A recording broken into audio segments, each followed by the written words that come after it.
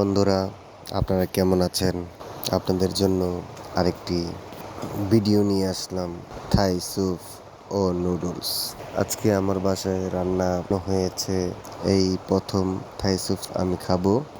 জানি না কিরকম লাগে, গাঢ় হয়ে গেছে। হ্যাঁ, খুব টেস্ট ভাল লাগলো। তো বন্ধুরা, আমার কাছে এখন নুডলসের আইটেম যা যা দিয়ে আমি তৈরি করব, প্রণালীগুলো আগে রেডি করে ফেললাম। সেগুলোর ভিতরে ছিল আলু, ধনেপাতা, কাঁচামরিচ, পেঁয়াজ। এগুলো একসাথে কাটাকাটি করলাম।